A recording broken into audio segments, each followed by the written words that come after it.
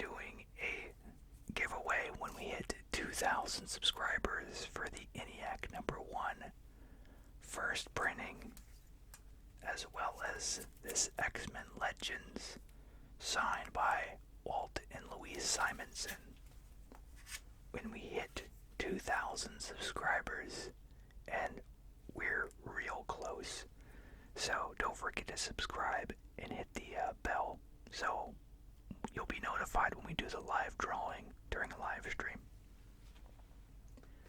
So yeah, this video, I got some great keys to show off towards the end, but I got tons of great books in general to show off, so we're just gonna get right into it. First off, we have the X-Force Kill Shot #1. This is the linking cover variant. Of course, I got the Deadpool one. So this is kind of like the big old anniversary of X-Force. And it's all done by Rob Liefeld here. I was saying if he wrote it too, so he wrote it as well. I was wondering if Fabian had written it, but no, this is all Liefeld's work here. So we get that nice 90s art we love with the poly coat of the new coloring techniques on top of it. So lots of action, big stuff, and yeah, it looks like it's just kind of a who's who of literally everyone who's graced the pages of that book.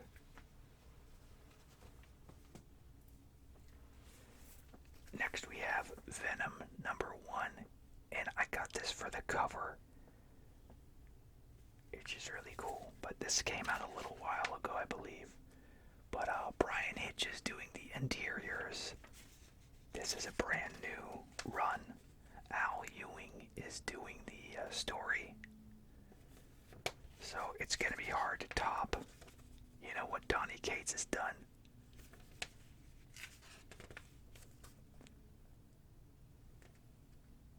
But it should be fun regardless. So next we have Pirate Queen #3 from Bad Idea. Of course, always with the nice cover presentation here. Matte on spot gloss, let's see. Yeah, I had looked through this, so the first page showed some mature content.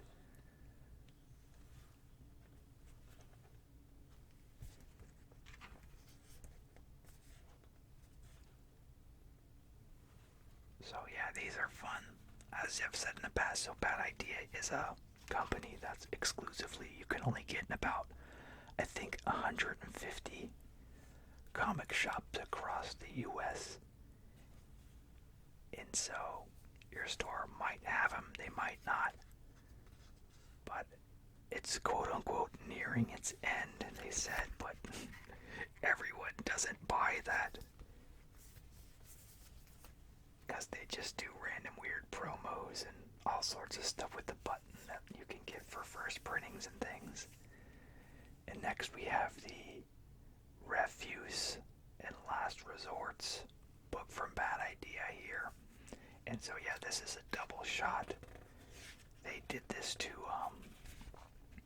conserve on paper, so they had to wait and compile it into one, is what they said. I guess they were originally singles, but they put them together. But yeah, I like this art. It's very bright. I believe I've seen this artist before.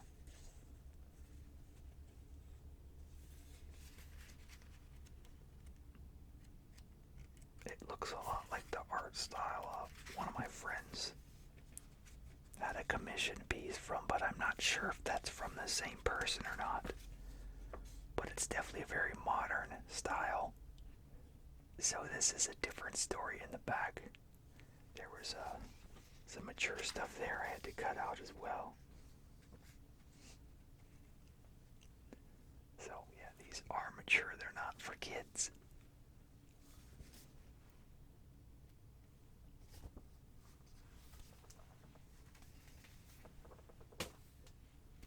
Next we got Spider-Man number 80.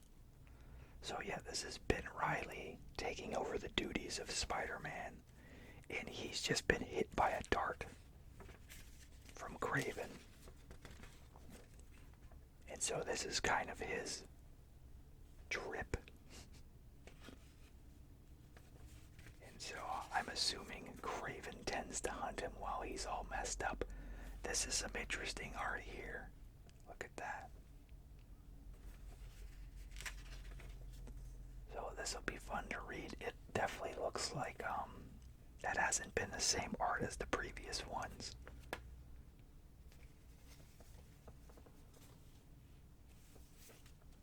Next we have Spider-Man 80 Point Beyond. So it's teasing Aunt May and Doc Ock back together. And yeah, so we see Pete is still sick. And we see, yeah, the cover was not lying. Doc Ock is talking to Aunt May. So I'm not sure the reason for the union other than, they're coming together while, Pete is out cold. I know, in the movie it seemed like Doc Ock had more of a soft spot for Peter than he does in the books. But I think at the end of the day, Doc Ock does acknowledge quite a bit of Parker's genius. And so, there might be an element of that in this particular story.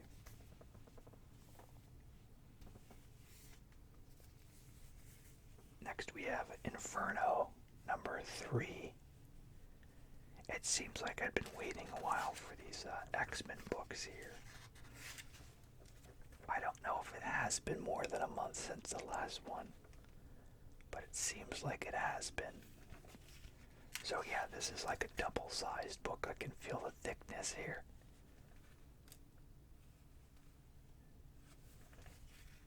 And this is all about kind of like the mutant island government being shaken up by Mystique breaking the ranks and bringing in someone. Well, her wife from the past has been resurrected.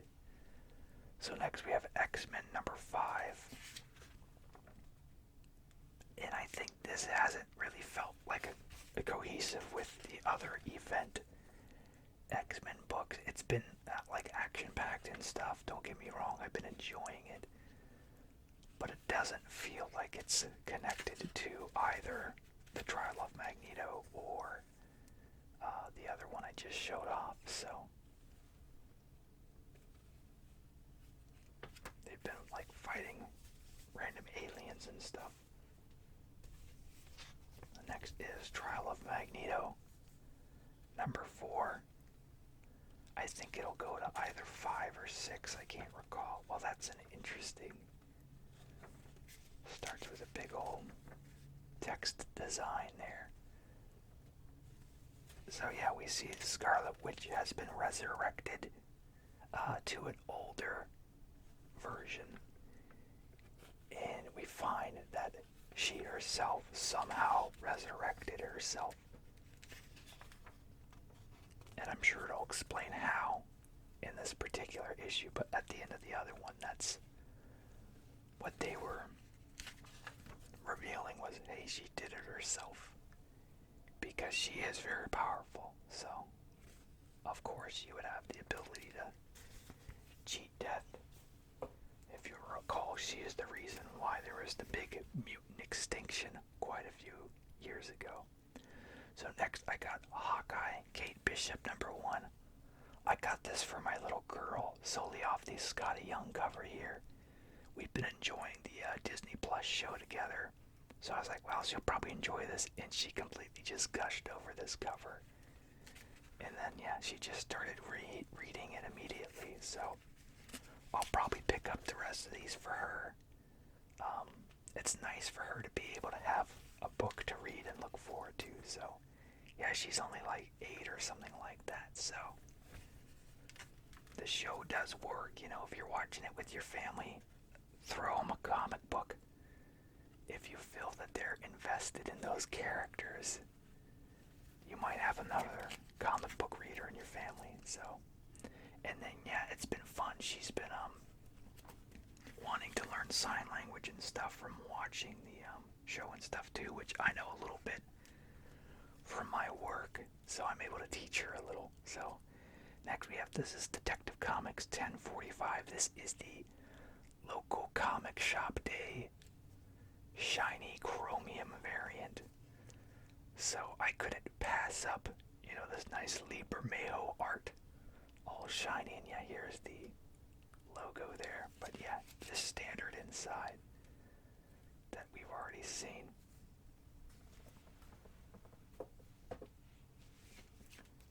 Next we have, this is Batman 118. This is the cover that mimics the Todd McFarlane Spider-Man squat, as we know. So this is the first time DC has done the cover swipe in with Batman, no less. So that's kind of cool.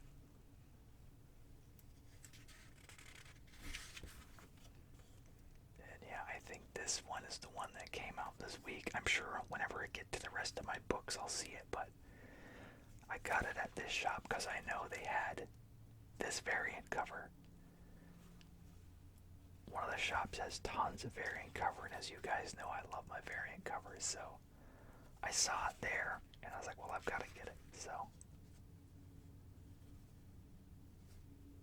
yeah, this wraps up all the Fear State stuff, and we got a brand new writer on the book.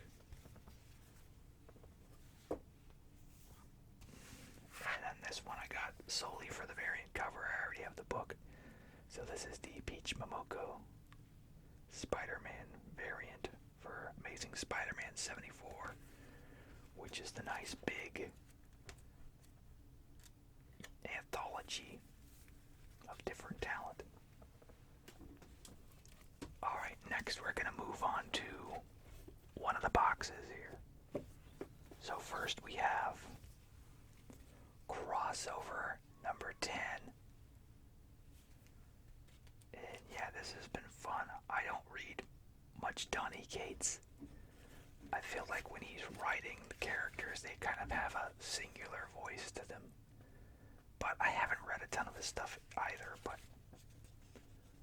this is kind of outside of that. You know, I've had in my head established ways of certain characters behaving and speaking. So this doesn't get impacted by it because this is all its own original thing. But yeah, it's been interesting and engaging, so I can't recall exactly what's been going on at this point. Nice Teddy Rux's been there. Oh, this is a Celestial here. It certainly looks like it, so that's interesting if they actually have a Celestial. It looks really close to one. They've previously shown like a lot of Image character crossovers in here. So it'd be surprising if we actually see honest iterations of Marvel and DC characters. But I don't think that they'll do that. But yeah, that Celestial is the first time that I've seen anything close to the big two. So next we have Snake Eyes Dead Game Declassified. So I'm not sure what this is. It was in my box. I was reading the other ones Liefeld had done, so I think this might be a director's cut, but it looks like it's all the different artists here. Maybe this is all black and white. Yeah.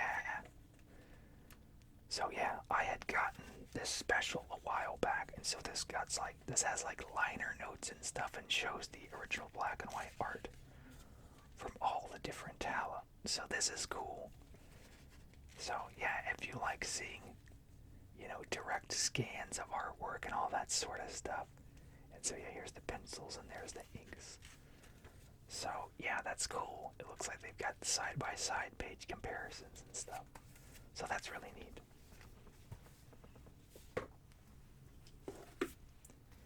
Next is the Gotham City Villains Anniversary Giant. Nice Bermejo cover, in the big notable here is we've got Danny DeVito we see, here's all of the different talent. And yeah, it opens immediately with DeVito's story here. And I flipped through just a little bit of that particular story. So it looks like it's just kind of acknowledging and picking up kind of the history with the Batman Returns characters here. So we see a bit of like Penguin's wishful thinking here actioned out. So that's pretty interesting. And then I won't show off literally everything in here. But yeah, different talent. This is a nice cool. There's like different pinups in here. There's different art in here.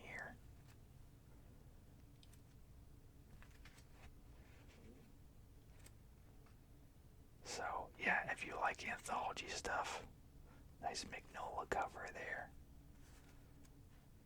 Yeah, so this will be nice to read. Looking forward to it.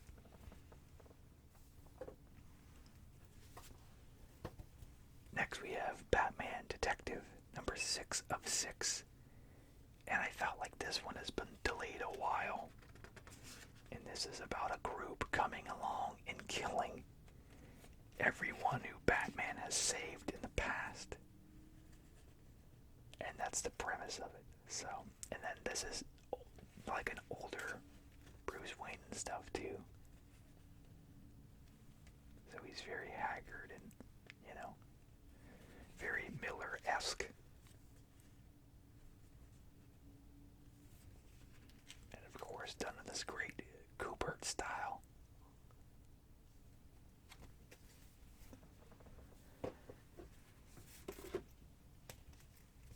Next we have, yeah, this is Batman 118. This is, I'm not sure which artist this looks like.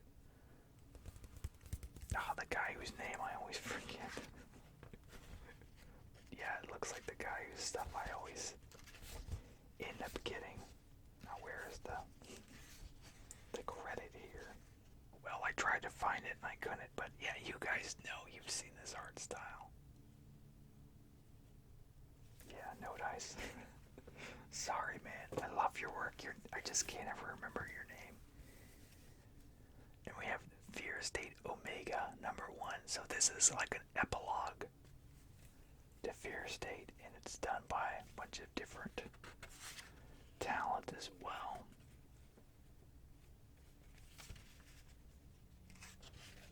And it's continuing on with Federici's interiors here. Which, of course, his painting is better, I feel, but this is certainly interesting too.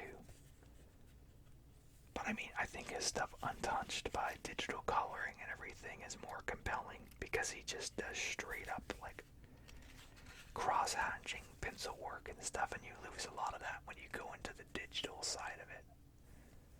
So then we have one of the Peacekeepers stories in here.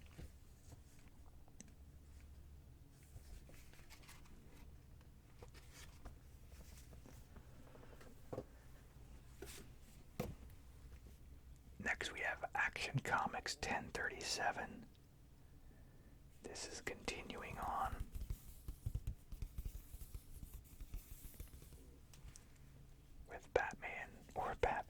With Superman going to Mongrel's planet and trying to rescue all these slaves with his authority group.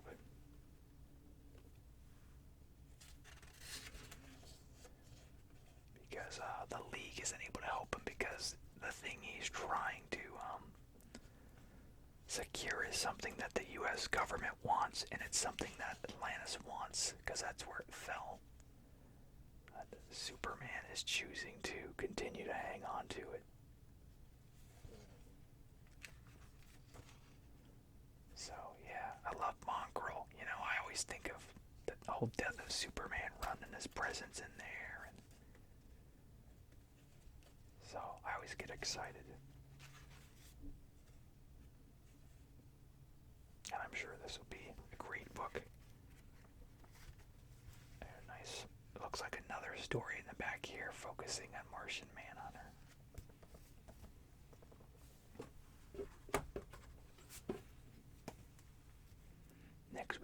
Joker 2021 annual. I've seen this guy do like Teen Titans Go art and stuff on the cover there. So yeah, this is just continuing on with the manhunt between Gordon and Joker. So I'm not sure if this plays into the actual ongoing thing, or if this is just kind of like a footnote past history piece. It certainly feels that way because we got Bullock and stuff here. Yeah, I would say that this is a more classic story here. We see a Batman here with a yellow costume, or that might even be Catman, maybe, yeah.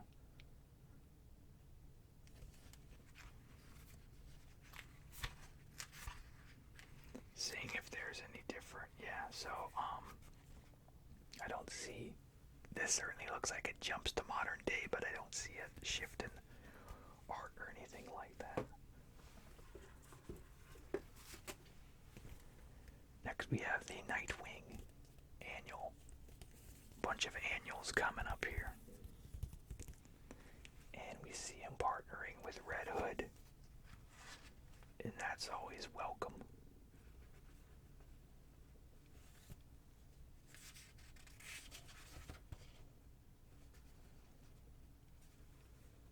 So Nightwing is at a place where he is trying to use his inheritance from Alfred to make Bloodhaven a better city, which is great.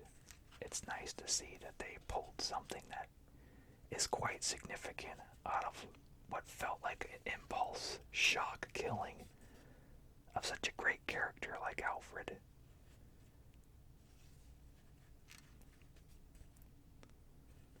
So, and then recently Barbara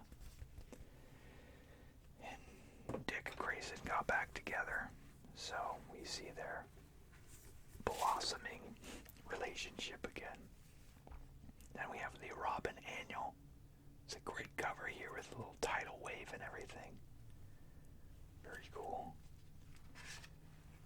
And yeah, this has kind of reached a fever pitch as well. I feel like this probably isn't connected to the current story, because they were literally right in the middle of something big.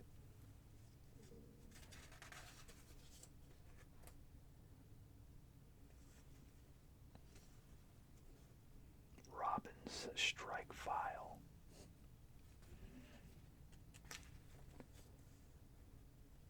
So this looks like it just maybe deals a little bit in the history with the people he's fought previously on the island, people he's befriended. Let me see if there's no change in art style, but yeah, it looks like we get like little file blurbs on everyone. So that's cool. Kind of fleshes out those characters a little bit more. Alright, let me jump to our next box. Alright, the annual parade continues. We've got the Batman 2021 annual. So the Ghostmaker saga concludes. That's the big thing. Here they've been having like little short stories in the back of some of the Batman books, telling his story, and so this brings that home.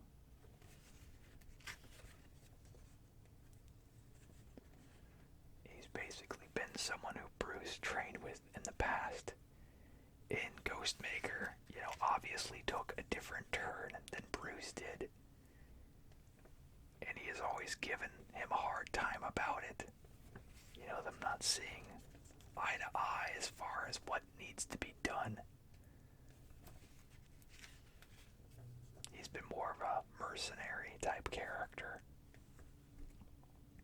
but he put that aside to help Batman in the Fear State event.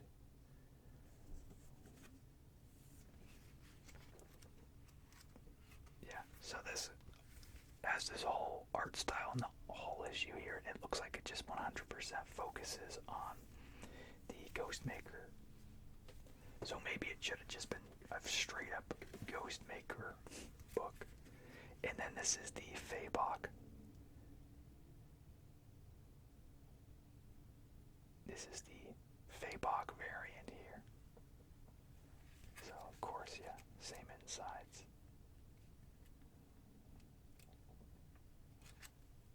Or no, this is not the same insides. Interesting. Oh no, this is Detective Comics. Great.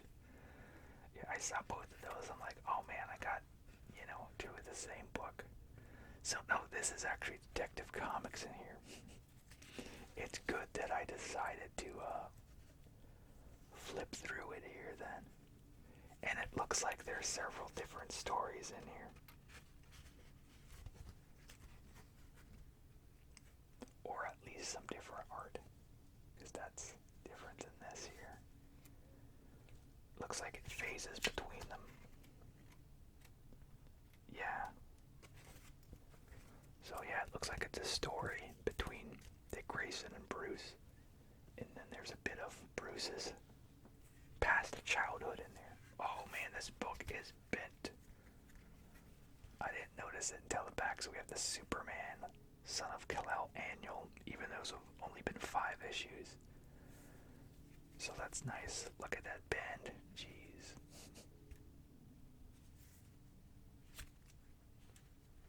Not ideal.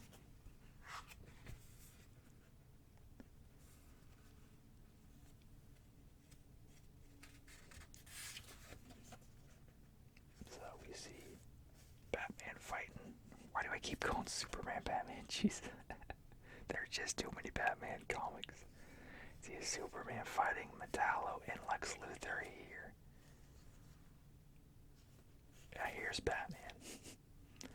See, even they want Batman in here. Looks like we've got the whole league in here, maybe.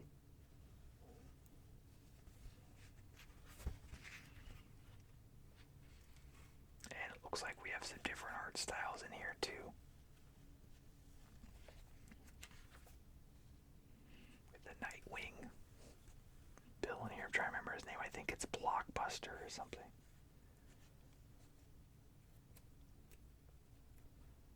Interesting.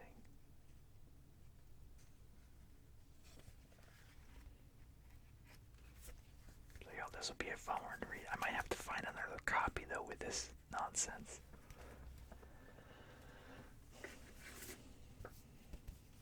Next we have Fantastic Four Life Story number 5. This is the 2000s. And it looks like Galactus is here. Thing that Reed has been obsessed about pretty much his whole life.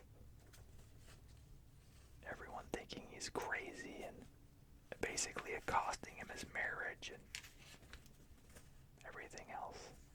Silver Surfer is looking a bit larger here than I've seen him. He's usually more slender.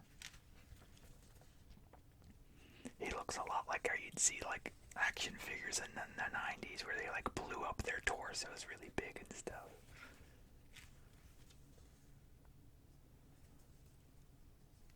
So yeah, that definitely looks like some serious stuff happening. Next we have X-Men Legends number 9. And I wish this actually was a foil variant. It's just kind of goofing on that whole concept in the 90s. But I like stuff like that, so sue me.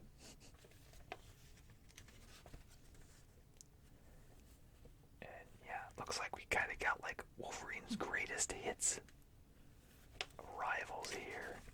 And it's kind of like a buddy book with him and Jubilee. So those types of stories are always welcome.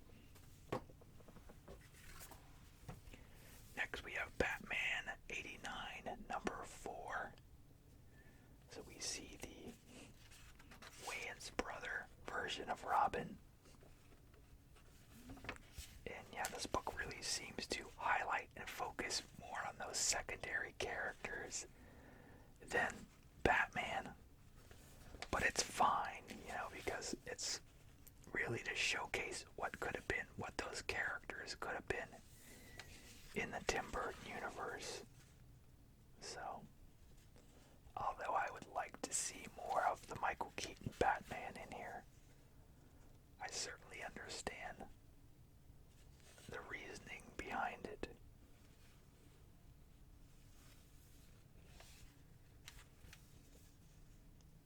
And then we've got Two-Face in here finally being revealed with the scarring. Going with the blue animated scarring too, that's always a nice touch. It's my favorite version of the character. Next we have the Joker, a puzzle box, issue 5, with the nice, simplistic Chip Zdarsky cover. So, yeah, this is just a fun story. It's all about just basically the villains turning on each other to try to come out ahead, which at the root of it is like the most basic, element of any villain. They'll always truly be out for themselves. Every now and then we get those redemptive arcs. But at the end of the day, a villain will always be interested in selfish goals above all else. Redemption arc pending.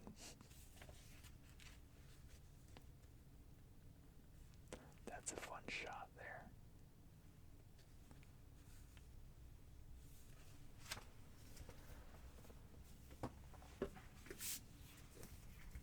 Next we have Spawn, number 324. Nice cover of him and his wife here.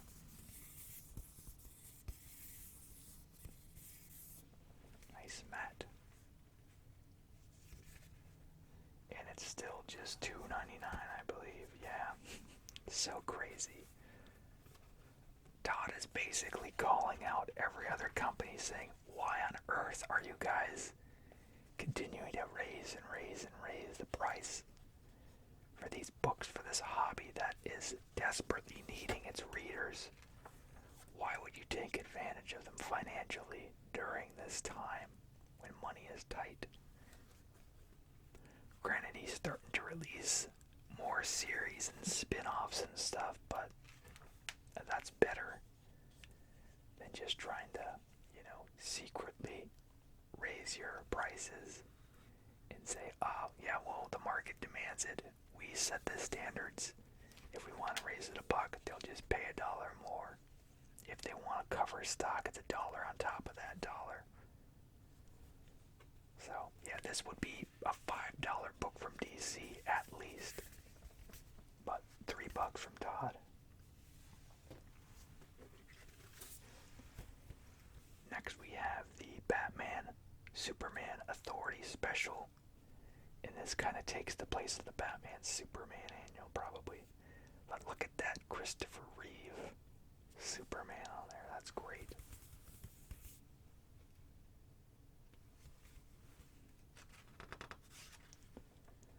Just checked at the corner. It is not a Alex Ross painting either.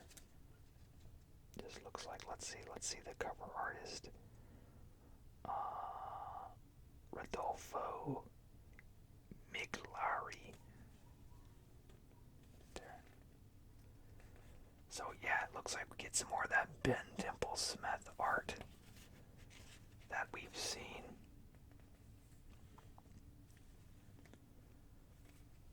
Just kind of showcasing a different style for DC, so that's cool.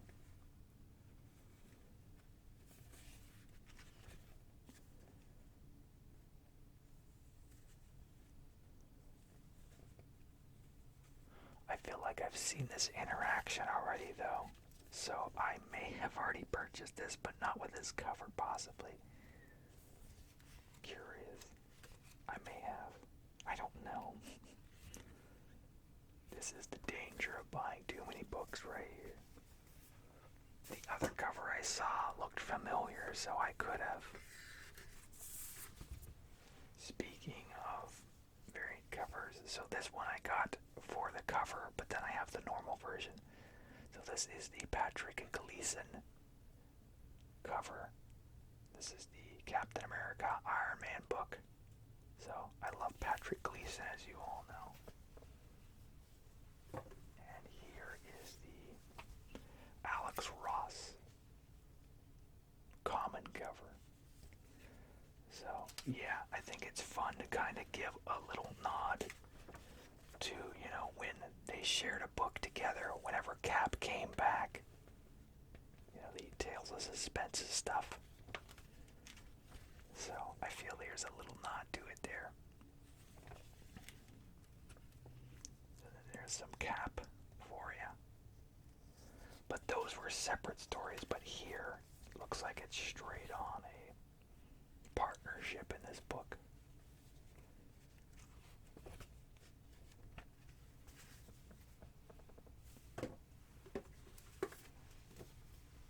We have Ninja Turtles number 1 and 23.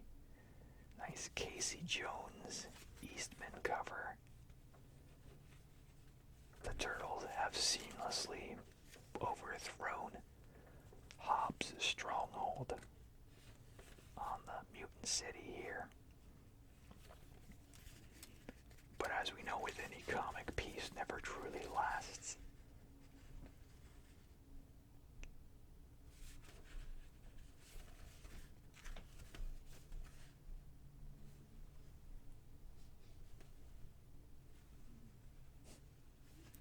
Looks like a My Little Pony character there.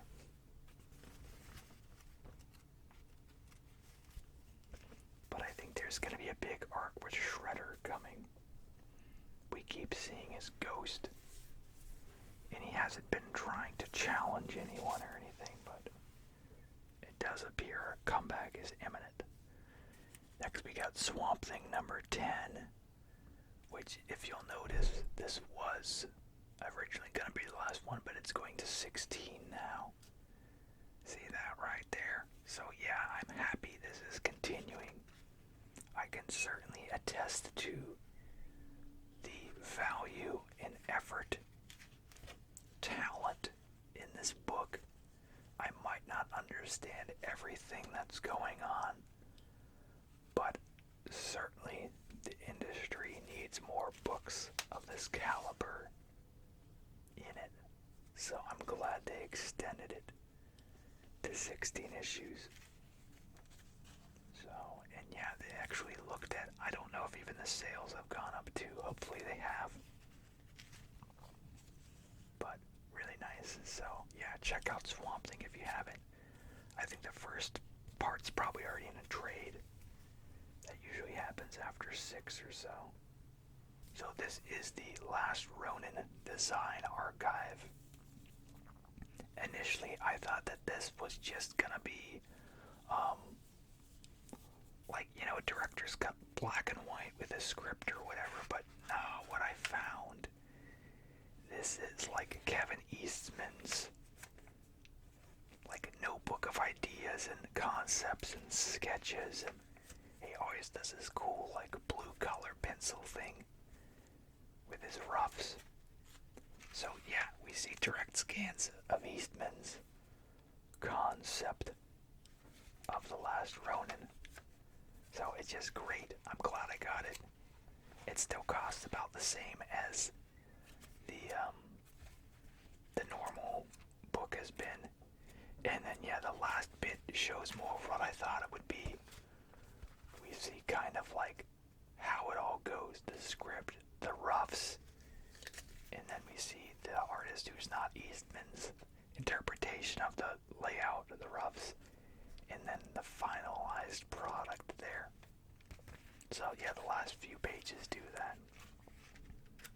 But really cool. So yeah, if you're not reading The Last Ronin, I highly encourage you to. There's only been 4 so far. Last issue, number 5, will be coming out soon. Get caught up and don't miss this. And I think there's tons of different printings and stuff now. First printings are harder to find, obviously, but So next I'm gonna showcase my my keys that I acquired. And these will get more intense as we go here. So first we have a fairly common key. The Death of Superman here in the black bag. And I've already taken it out. This isn't a rare book by any stretch. I just miss having the goodies for this particular comic. So yeah, the black bag edition we see. It's got the headstone cover on there. It shows the date. Which, I mean, even this came out before. I think it just straight up came out in December, if I remember. And yeah, you all have seen, you know, this art. The final blow there, and, you know, Dan Jurgens, one of Dan Jurgens' finest books here. Everything is all done in the, you know, splash pages in with the gatefold cover there. But yeah, the thing that I miss about owning this particular issue is all the extras that came with it. So we have the black wristband of mourning, or armband actually, which this was wedged in the middle of the book, so I was worried I didn't have it in there. And then some little stamps that you can actually use to mail anything with. The little card that promotes the Death of Superman trading card set. We have the mock obituary page.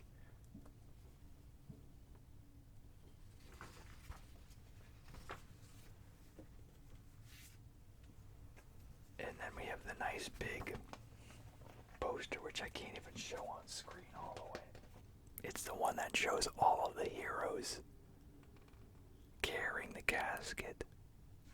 And yeah, that poster just hung on my oldest brother's wall for quite a while. And so it's nice to have that and see that again. So of course you can't have the death issue without Doomsday's first full appearance. This is Man of Steel number 18.